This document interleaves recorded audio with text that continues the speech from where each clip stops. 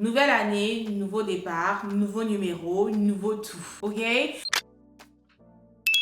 Hello ma girly pop, bienvenue sur ma chaîne YouTube et je suis très heureuse de vous retrouver aujourd'hui pour une nouvelle vidéo. Alors, comme vous pouvez le voir dans le titre de la vidéo, on va commencer à préparer 2026. Aujourd'hui, on est le 15 décembre et je ne veux pas commencer à préparer 2026 le 31 décembre 2025. Laissez-moi vous dire que 2025, ça n'a pas été une année facile. Et franchement, au début de 2025, je vais pas vous mentir, j'ai commencé l'année en courant. J'étais tellement excitée. Je me suis dit que franchement, 2025, ça va être l'année de mon année. Il y a plein de gens qui se plaignent aussi que 2025, ça n'a pas été une année facile. Donc, on a tous commencé 2025 en courant et là, on se retrouve à ramper pour entrer dans 2026. De ce pas, on entre dans le vif du sujet. Bien que 2025 était une année qui n'était pas facile pour moi, la nouvelle année signifie une nouvelle chance. Donc, pour nous toutes, j'aimerais bien qu'on se dise que si on arrive à voir 2026, c'est que on a une raison d'être là et du coup, je veux qu'on prenne ça comme un nouveau départ. Nouvelle année, nouveau départ, nouveau numéro, nouveau tout,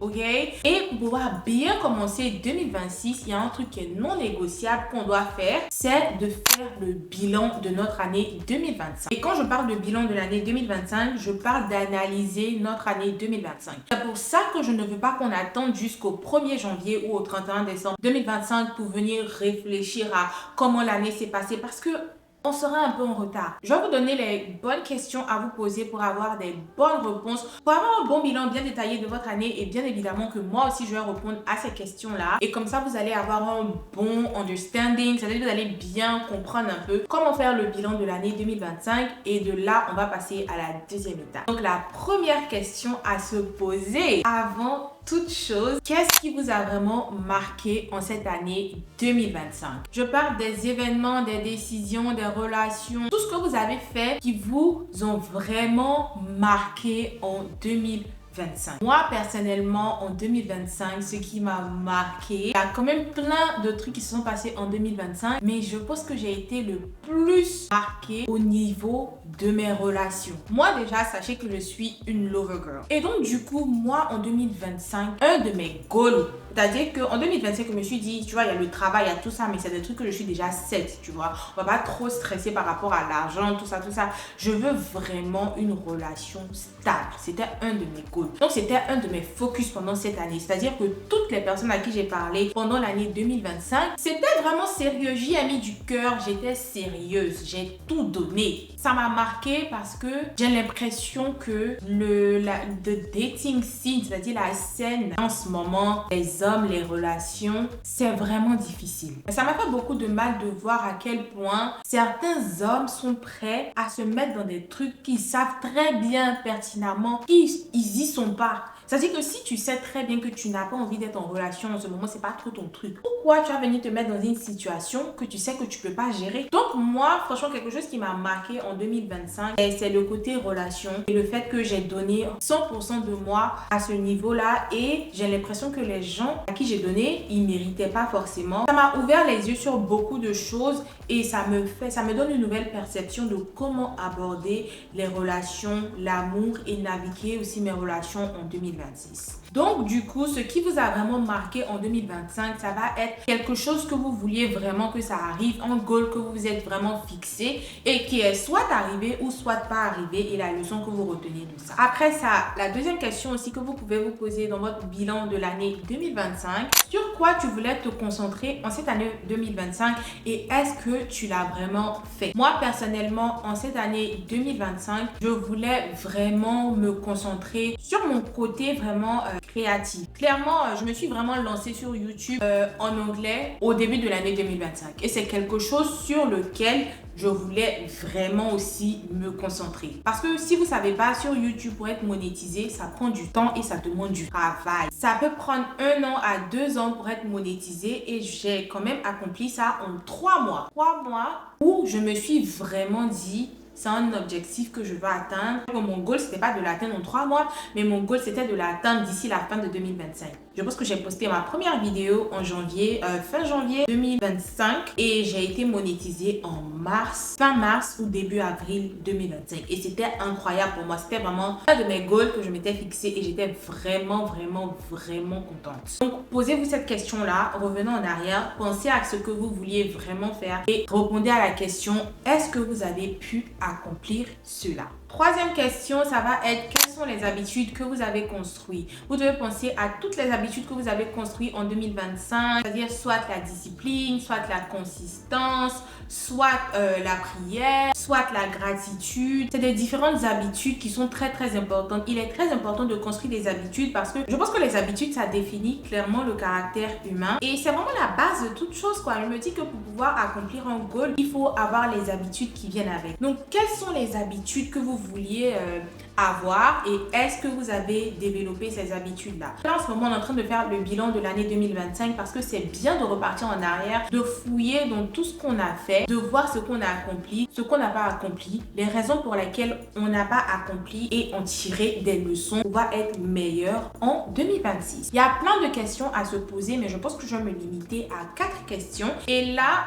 j'en ai donné 3 et la 4e question, ça va être une question qui va pas du tout être facile, mais ça va être une question à laquelle on va devoir répondre. Du coup, la 4e question, ça va être quels sont les défis et les imprévus auxquels vous avez fait face en 2025 et comment vous avez réagi par rapport à cela. Parce que c'est bien d'avoir les objectifs, d'avoir des trucs qu'on prévoit à l'année, mais honnêtement, la vie, c'est la vie et on n'a pas le contrôle de tout. C'est vraiment une question difficile parce que ça va venir te montrer un truc assez douloureux que peut-être tu as traversé pendant cette année, mais c'est bien souvent d'avoir des conversations qui sont inconfortables. Moi, personnellement, un des imprévus qui m'est arrivé, c'est que j'ai perdu mon boulot de manière inattendue. Je suis partie au travail et on m'a renvoyée. Je ne sais pas si vous savez, mais aux États-Unis, surtout en cette année 2025, il y a beaucoup de gens qui ont perdu leur travail à cause de l'économie. Et malheureusement, j'en fais partie de ces personnes-là. Je pars au travail, tout se passait bien, je m'y attendais pas du tout. Le soir, je suis rentrée chez moi en m'envoyant un email pour me dire que franchement, on doit te laisser partir parce que voilà.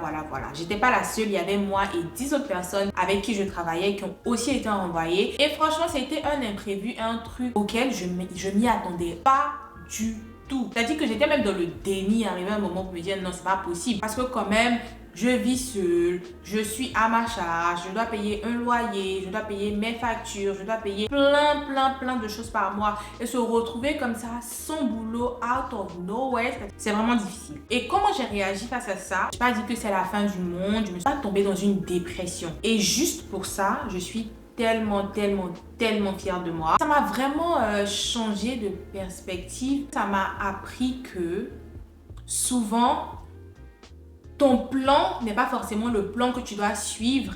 Et le plan que tu dois suivre, c'est le plan de Dieu. Et c'est ce qui est au fond de toi, dans ton cœur. Donc, je me suis dit, peut-être qu'avoir un job comme tout le monde, c'est pas forcément ce que Dieu a prévu pour moi. Et que, en temps donné, ce que Dieu a prévu pour moi viendra à point. Et si c'est le cas, malgré que je n'ai pas de travail, je ne vais jamais manquer de rien parce que Dieu va toujours me donner tout ce dont j'ai besoin. Et c'est comme ça que moi, j'ai abordé la difficulté. Et c'est comme ça que jusqu'au jour d'aujourd'hui, je manque de rien. C'est très important pour pouvoir bien démarrer 2026, de faire une audit, de repartir en arrière, de réanalyser sa vie en 2025, de faire un travail personnel, de répondre à toutes ces questions et pour voir ce qui a marché, ce qui n'a pas marché, quelles leçons tu en tires et comment tu vas évoluer et rendre 2026 meilleur au cas où telle chose se passe, au cas où tu n'arrives pas à faire telle chose et au cas où tu es dans une certaine difficulté. Du coup, mes girly pop, après avoir fait un petit bilan de l'année 2025, il est très important pour vous de ne pas vous mettre la pression. C'est pas parce que vous allez regarder votre bilan et vous dire que ah, j'aurais pu faire mieux et tout.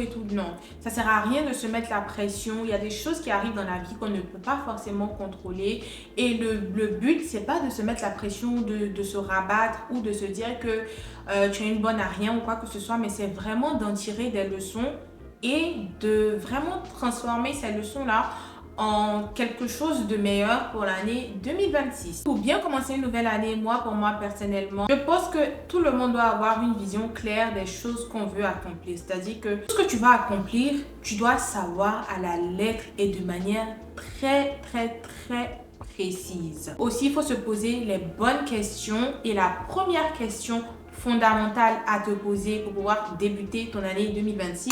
Comment tu veux te sentir dans un an? C'est vraiment une grande question, mais c'est vraiment la question qui va vraiment répondre à tes objectifs que tu vas te fixer pendant l'année 2026. Fier, stable, financièrement libre, apaisé, avoir la paix du cœur. Vraiment, ça vient de toi et ça doit être vraiment personnel. Je ne peux pas te dire ce que tu dois répondre parce que je ne sais pas ce que tu traverses, mais en fonction de ce que tu traverses, normalement, tu dois savoir ce que ton cœur désire au plus profond de toi. Donc voilà, tu dois vraiment pouvoir répondre à ces questions-là. Et pour pouvoir répondre à cette question-là, tu dois avoir des goals très précis. La deuxième chose dont je vais parler là pour préparer 2026 va vraiment de pair avec la première question. Parce que la deuxième chose, ça va être sur quoi tu veux réellement te concentrer en 2026. Là, franchement, on va parler de tes priorités. Tes priorités sont aussi basées sur tes goals, sur tes objectifs que tu veux atteindre en 2026. Un grand conseil que je vais vous donner aujourd'hui, mes girly pops, ne mettez jamais quelqu'un ou quelque chose d'autre qui n'est pas en rapport avec vous en tant que votre top priorité, mais surtout quelqu'un. Parce que je sais que souvent, quand on grandit et quand on est en dépendance, que ce soit en dépendance affective, amicale ou amoureuse, on a tendance à mettre les autres avant nous. Mais ce qu'on ne sait pas et ce dont on ne se rend pas compte forcément, c'est que les gens que vous mettez en priorité et les choses que vous mettez avant vous, ils ne vous mettent pas en priorité en retour. C'est-à-dire que si tu mets un homme en priorité, ma chérie, toi, tu es perdu dans ta vie. Parce qu'un homme ne va jamais faire de toi une priorité. Les hommes sont très égoïstes et ils se mettent toujours en premier. Nous, les femmes, on n'est pas égoïstes comme ça parce que c'est de notre nature. On ne peut pas être autant égoïste. Mais souvent, c'est important d'être égoïste. Pas dans le mauvais sens, hein. Mais souvent, c'est important de se mettre en premier. Souvent, c'est important de penser à soi. Souvent, c'est important de se mettre en priorité. Parce que les gens que vous mettez avant vous ne vous mettront jamais avant eux. Très important. La troisième chose pour préparer 2026, ça va être de choisir les habitudes sur lesquelles vous devez vous concentrer. Comme je vous ai dit dans la première partie de la vidéo, les habitudes qu'on a et qu'on développe ou même qu'on travaille pour avoir sont très importantes parce que les habitudes, c'est la base de tout. Si vous n'avez pas les bonnes habitudes, même si vous avez des objectifs à atteindre et que vous n'avez pas les bonnes habitudes, vous n'allez jamais pouvoir atteindre vos objectifs. C'est très important. Ce que je suis en train de vous dire là, peut-être que là, vous allez dire que oh, elle parle trop et tout. Mais c'est très important de développer les bonnes habitudes. Ça va vous envoyer tellement loin. C'est-à-dire que moi, comme ça là, je suis quelqu'un, je suis une touche à tout. Très ambitieuse. Moi, mon ambition, peut-être que même je suis comme Ruby. Je suis très ambitieuse. Mais mon problème, et Dieu merci que je suis venue à la réalité que j'ai réalisée, c'est que j'y travaille. C'est mes habitudes. Ne pas avoir les bonnes habitudes peuvent gâcher ta vie. Ces habitudes, ce sont des habitudes qui doivent être simples, réalistes, comme la consistance. Si tu n'es pas consistant dans ce que tu fais, tu ne vas jamais avoir de résultats. La discipline. Si tu n'es pas discipliné pour te lever chaque matin, pour faire un effort ou pour faire une action par rapport à ce que tu veux atteindre, tu ne vas jamais atteindre le résultat. C'est des choses sur lesquelles tu dois vraiment travailler et c'est des choses qui se cultivent. Donc c'est très important de choisir les habitudes sur lesquels tu veux vraiment te focaliser pour pouvoir atteindre tes objectifs. Du coup, mes girly pop, j'étais très heureuse de filmer cette vidéo. Franchement, j'ai trop kiffé. Je sais pas, malgré que je suis en face de ma caméra toute seule, j'ai l'impression que je suis en train de parler à ma copine d'une manière là. En tout cas, j'ai kiffé filmer cette vidéo. Donc là, on a posé toutes les bases nécessaires. Et préparez-vous parce que dans la prochaine vidéo que je prépare, on va parler du vision board qui est vraiment une suite logique à cette vidéo. Parce que là, maintenant que vous avez la clarté d'esprit, vous avez la vision, vous avez tous les petits détails dont vous avez besoin, on va parler de ce que c'est que le vision board et comment faire un vision board qui fonctionne vraiment pour réaliser ses rêves. Ça va être la prochaine vidéo sur laquelle je suis en train de travailler en ce moment. Ce sera la prochaine vidéo que je vais poster. Je sais pas, peut-être que je vais poster ça dimanche. Je suis pas trop occupée, que je trouve le temps. Mais en tout cas, c'est un projet. Alors, j'étais très heureuse de filmer cette vidéo pour vous, de vous parler et tout. J'ai hâte de vous lire en commentaire. Dites-moi en commentaire ce que vous pensez de la vidéo, ok? Dites-moi en commentaire ce que vous pensez de la vidéo. Si vous avez aimé la vidéo, n'hésitez pas à liker, à vous abonner à ma chaîne YouTube aussi et à me suivre sur tous les différents réseaux sociaux. Donc, voilou. Alors, on se retrouve pour ma prochaine vidéo, mes girly pops. Et sur ce, portez-vous bien et je vous fais plein de bisous.